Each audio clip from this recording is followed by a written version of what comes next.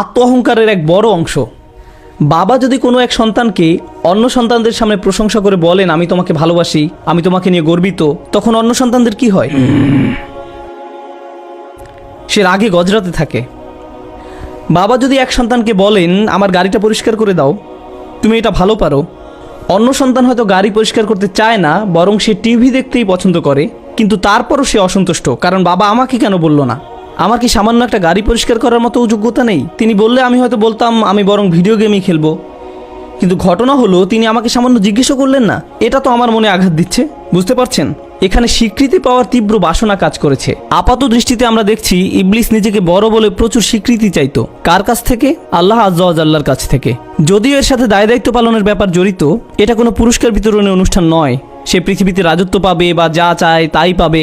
প্রকৃতপক্ষে দুনিয়াতে মানব জীবন সম্পর্কে আল্লাহ বলছেন, লাকাদ খালাকনাল ইনসানা ফি কাবাদ, নিশ্চয়ই আমি মানুষকে শ্রম নির্ভর রূপে সৃষ্টি করেছি। নিজেকে আর নিজের পরিবারকে বাঁচিয়ে রাখার জন্য মানুষকে প্রতিনিয়ত পরিশ্রম করতে হয়, দুইটা বাড়তি আয়ের জন্য, সবার সাথে সুসম্পর্ক বজায় রাখার জন্য।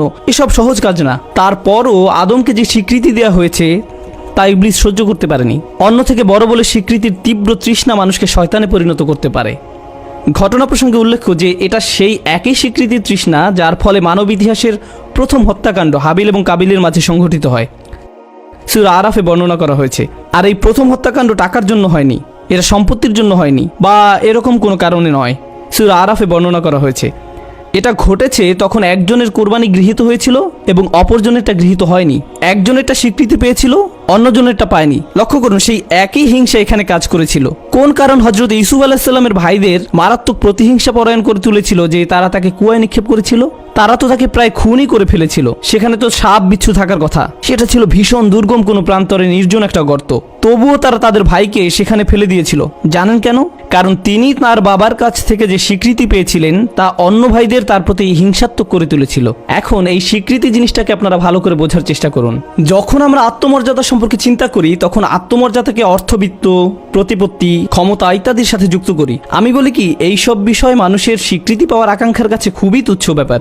শয়তান আপনার ভিতর প্রশংসা পাওয়ার, স্বীকৃতি পাওয়ার, দৃষ্টি আকর্ষণ করার তীব্র একটা আকাঙ্ক্ষার বীজ বপন করে। আপনি অনেক লোক পাবেন এমনকি ইসলামের নামে, এবং এটাই সবচেয়ে আতঙ্কজনক ব্যাপার, এমন মানুষ যারা মসজিদের জন্য কাজ করেন। আর মসজিদের জন্য কাজ করা কোনো আরামের কাজ নয়। জোনিংয়ের জন্য আবেদন করা, পার্কিং লট মেরামত করা, কন্ট্রাক্টরদের সাথে কথা বলা, অজুর জায়গা রক্ষণাবেক্ষণ করা, আর অনেক কিছু। এগুলো কোনো মজার কাজ নয়। কিন্তু এমন লোক আছে যারা চাকরি থেকে সময় বের করে পরিবারকে পিছনে ফেলে রেখে মসজিদের বোর্ড মেম্বার হন, ভলান্টিয়ার হন, কিংবা টাকা খরচ করবেন এজন্য শুরা মিটিংয়ের পর শুরা মিটিং, শুরা মিটিংয়ের পর শুরা মিটিং করে যান।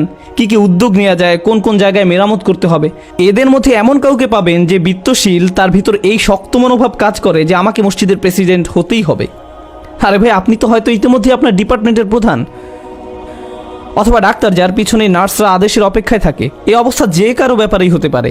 উপরন্তু আপনার ঘরের প্রধান আপনি, আপনার রয়েছে অর্থবিত্ত, এ সব কিছুতেই আপনি প্রধানতম।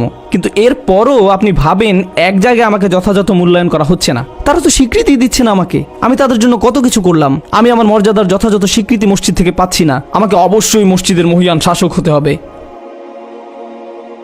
এমনকি মসজিদের ভিতরেও, মসজিদ সমূহ আল্লাহর স্মরণ করার জন্য। অতএব তোমরা আল্লাহ তাআলার সাথে কাউকে ডেকো না। কথা প্রসঙ্গে বলে রাখি, আমি বিশেষভাবে ডাক্তারদের প্রতি ইঙ্গিত করছি না, হয়তো অভিজ্ঞতা প্রসূত বা কিছুটা আমার উদ্ভাবনী কল্পনা মাত্র। এই অবস্থা যে কারো ব্যাপারেই হতে পারে। এমনকি হয়তো কারো কোনো পেশাই নেই, কিন্তু সে যখন মসজিদে আসে তখন স্বীকৃতি, ভোটাভুটি, নির্বাচন ইত্যাদি ব্যাপারগুলো নিয়ে ভীষণ উত্তেজিত হয়ে ওঠে। কিন্তু কেন? এ তো যেমন রিপাবলিকান বনাম ডেমোক্রেটদের মতো অবস্থা, তাও আবার মসজিদের ভিতর। কিন্তু কেন? আপনি কি জিতছেন?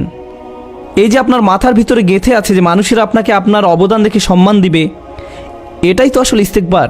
অন্য সবার থেকে বড় হতে চাওয়া, অন্য সবার চোখে বড় হতে চাওয়া, সবার বিবেচনায় বড় হতে চাওয়া, সমস্ত কৃতিত্ব নিজের দিকে টেনে নেয়া। এখানে কোনো বৈষয়িক প্রাপ্তিই কিন্তু নেই, বাহ্যিক কোনো উপকারই এসব আচরণ থেকে বের হয়ে আসে না। এটা কিন্তু একটা রোগ। তা যেমন আপনার বৈষয়িক জীবনকে ক্ষতিগ্রস্ত করে, তেমনি মানবতার প্রত্যেকটা ক্ষেত্রেই এই অহংকার ক্ষতির কারণ হয়ে দাঁড়ায়। মানুষের প্রত্যেকটা সম্পর্ককেই এটা ক্ষতিগ্রস্ত করে। অহংকার যেমন পারিবারিক সম্পর্ককে ক্ষতিগ্রস্ত করে।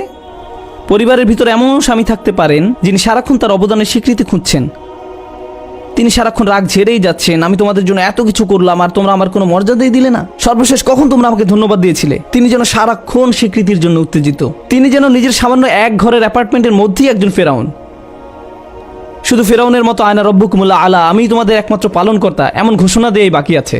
আপনি হয়তো এক ডিপার্টমেন্টে কাজ করেন, সেখানে মাত্র 5-6 জন একত্রে কাজ করে। আমি নিশ্চিত এমনও সামান্য কাজ আছে যা হয়তো আপনি খুব ঠেকে না গেলে করবেনই না। যেমন পরিচ্ছন্নতা ডিপার্টমেন্টের ট্রাকে একজন সামনে ড্রাইভ করেন, অন্যজন পিছনে ঝুলে থাকেন যিনি আবর্জনা কুড়িয়ে ট্রাকে ভরেন।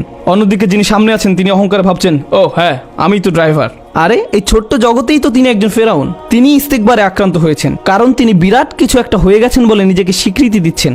এই ইগো বা আত্মহমিকার প্রতিযোগিতা আপনার অফিসের ভিতর, আপনার ডিপার্টমেন্টের ভিতর, আপনার টিমের ভিতর, বিভিন্ন টিমের ভিতর, এমনকি এটা বিভিন্ন ব্যবসা প্রতিষ্ঠানসমূহের ভিতর ছড়িয়ে পড়ে। অন্যদিকে এই আত্মহমিকার প্রতিযোগিতা পরিবারের ভিতরে, এমনকি আপন ভাই বোনদের ভিতরেও কাজ করে।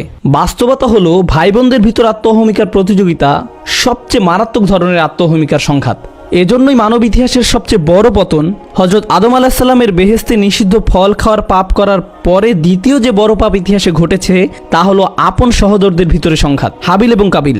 এটাই মানব ইতিহাসের দ্বিতীয় পাপ আর সর্বপ্রথম হত্যা। আর এর মূল কারণই হলো পারস্পরিক হিংসা। কোনো এক সন্তান ভাবে অন্যজনের উপর বাবার সমস্ত আগ্রহ চলে গেছে, অন্যজনকে বাবাকে আমার থেকে বেশি ভালোবাসে, এজন্যই সে বেশি লম্বা, অথবা সে বেশি ভালো স্কুলে যায়, অথবা ভালো গ্রেড পায়।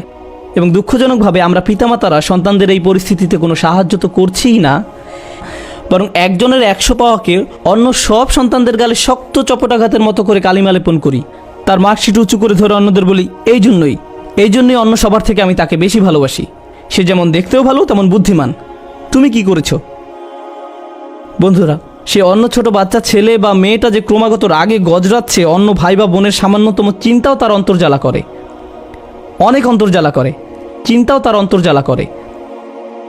আর আপনি অবাক হন কেন তারা এত হিংস্রভাবে মারামারি করছে। সে তার ভাইয়ের খেলনা নিয়েই ভেঙে ফেলে, খেলে না, ধরেই দুমড়ে মুচড়ে ভেঙে চুপ করে বসে থাকে। বাবা মা দৌড়ে এসে ধমক দিয়ে যখন জিজ্ঞেস করেন কেন তুমি এমনটা করলে, তখন সে ফোপাতে থাকে, তুমি তাকে বেশি ভালোবাসো, তুমি এমনকি তার খেলনাকেও আমার চেয়ে বেশি ভালোবাসো। দেখুন, ছোটবেলা থেকেই এটা মানুষের ভিতরে কিভাবে কাজ করে।